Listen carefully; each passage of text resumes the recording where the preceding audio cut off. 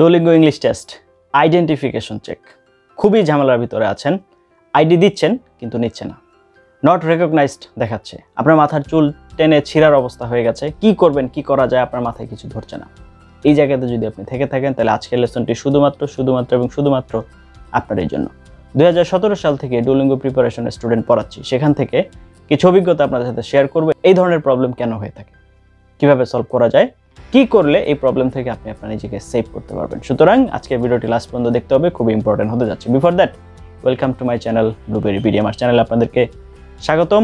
আমি চেষ্টা করছি আপনার ডুওলিঙ্গো জার্নিকে সহজ করার জন্য, আপনার উচ্চশিক্ষার স্বপ্ন যেন পূরণ হয়, আপনি আপনার স্বপ্নের দেশে যে যেন পড়তে পারেন, সেখানে সেটেল হতে পারেন। এই উদ্দেশ্য নিয়ে কাজ করে যাচ্ছি। Duolingo is easy, this is my motto. এই উদ্দেশ্যকে সামনে রেখে কাজ করে যাচ্ছি।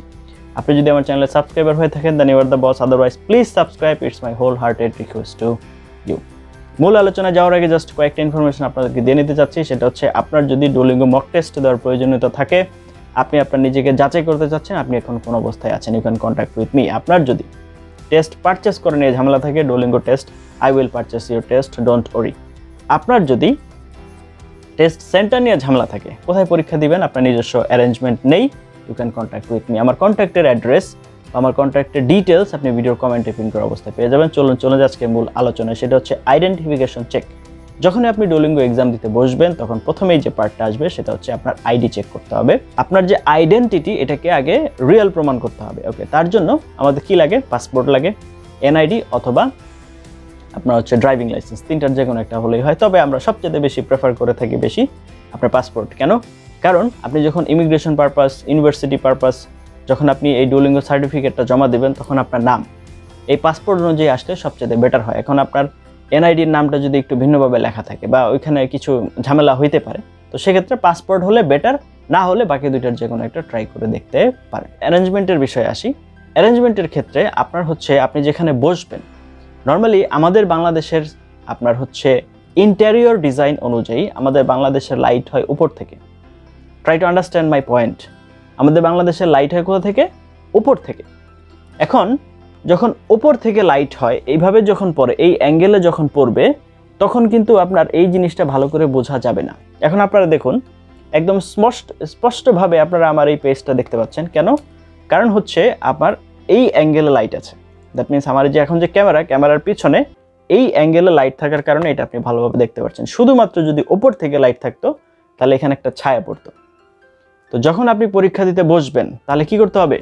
শুধুমাত্র উপর থেকে লাইট যথেষ্ট নয়, আপনার ল্যাপটপের পিছন থেকে এই অ্যাঙ্গেলে যেন একটা লাইট থাকে, সেটা আপনাকে এনশিওর করতে হবে। এটা হচ্ছে ইন্টেরিয়রের ক্ষেত্রে। এইটা আমাদের একটা ভুল, যার কারণে এটা সমস্যা হয়।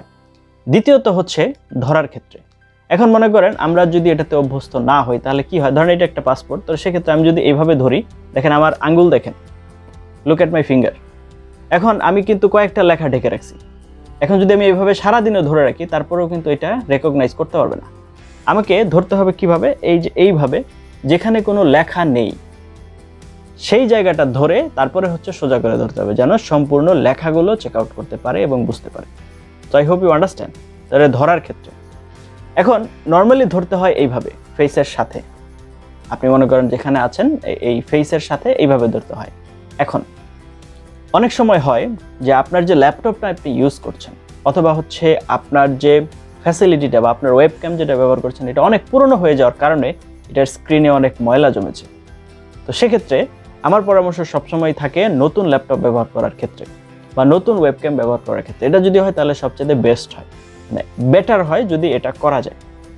কিছু কিছু আপনার হচ্ছে ল্যাপটপের ওয়েবক্যাম খুবই দুর্বল, কিছু কিছু ল্যাপটপের ওয়েবক্যাম খুবই ভালো। যেমন আমি আমার পার্সোনাল এক্সপিরিয়েন্স থেকে বলতে পারি যে এসার এই ল্যাপটপটার ওয়েবক্যামটা খুবই স্ট্রং, খুবই ভালো থাকে আর কি।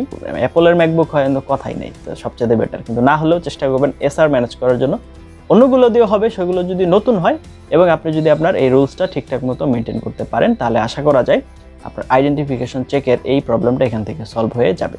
এখন কথা হচ্ছে, ধরলেন আপনার ফেসের কাছে, আঙ্গুল সোজা করে ধরলেন, সব ঠিক আছে। এখন কথা হচ্ছে তারপরেও হচ্ছে না, লাইটও ঠিক আছে, ল্যাপটপও নতুন, তারপরে হচ্ছে না। কেন? অনেক সময় হতে পারে একটু রেঞ্জ দূরে থাকার কারণে। আমরা অনেকেই ল্যাপটপ থেকে একটু দূরে বসি, আপনার একটু নির্দিষ্ট দূরত্ব বজায় রেখে বসি, এই ধরনের প্রবলেমের জন্য এটা হতে পারে। সেক্ষেত্রে যেটা হবে, একটু কাছে ধরতে হবে।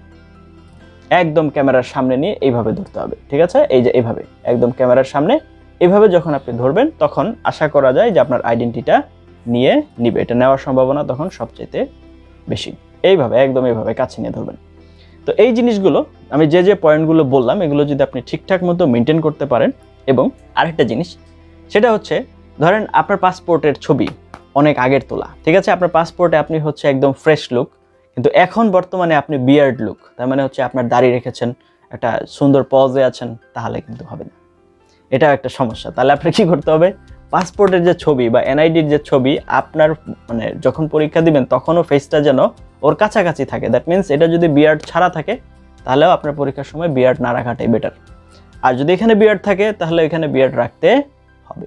তো এই জিনিসগুলো, এই সবগুলো জিনিস আপনার মাথায় রাখতে হবে। এইগুলো যদি মাথায় রেখে তারপরে আপনি আইডেন্টিফিকেশন চেকে বসেন, আশা করি আপনার কোনো সমস্যা হবে না। আরেকটা বিষয় সেটা হচ্ছে আপনার কনফিডেন্স লেভেল। কারণ আপনি মনে করেন এখানে ছবিতে হচ্ছে আপনি প্রচুর হাসি খুশি মানুষ, এখানে আপনি একদম মুখ কালো করে কোমরা করে এরকম করে বসে আছেন, এভাবে হবে না। সুতরাং আপনাকে কি করতে হবে, আপনাকে হচ্ছে আপনারা যখন পরীক্ষা দিবেন তখন একটু আপনার স্মাইলিং ফেস এক্সপ্রেশনটা বেটার রাখার চেষ্টা করতে হবে, কনফিডেন্ট রাখার চেষ্টা করতে হবে। যদি করতে পারেন তাহলে আশা করা যায় আপনি এখানে অবশ্যই ভালো করবেন। তো আজকের পুরো ভিডিওটাকে যদি আমি র্যাপ আপ করি তাহলে যেটা দাঁড়াচ্ছে সেটা হচ্ছে, সর্বপ্রথম আপনার ইন্টেরিয়র ডিজাইনের ক্ষেত্রে সরাসরি উপর থেকে লাইট না দিয়ে সামনের এই অ্যাঙ্গেল থেকে লাইট দেওয়ার চেষ্টা করবেন, এটা রাখবেন।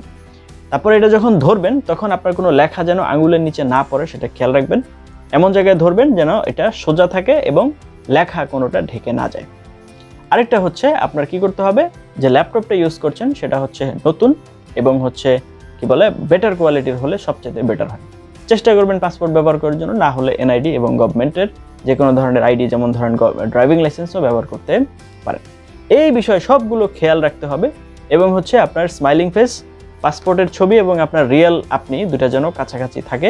এই সবগুলো জিনিস চেক আউট করলে আশা করি আপনার আইডেন্টিফিকেশন চেক নিয়ে কোনো ধরনের কোনো সমস্যা হবে। যাই হোক, এতক্ষণ পর্যন্ত সাথে ছিলেন তার জন্য অনেক ধন্যবাদ।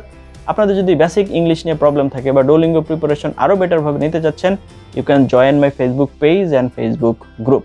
ডুওলিঙ্গোর জন্য স্পেসিফিক্যালি বিশেষ ফেসবুক গ্রুপ খোলা হয়েছে, আমি নিজে সেটা মেনটেন করি। আপনারা চাইলে ওখানে জয়েন করতে পারেন আপনাদের বিভিন্ন ধরনের কোয়েশ্চেন আনসার দেওয়ার জন্য। আই শ্যাল বি দেয়ার ইনশাল্লাহ। এতক্ষণ পর্যন্ত সাথে ছিলেন তার অনেক ধন্যবাদ।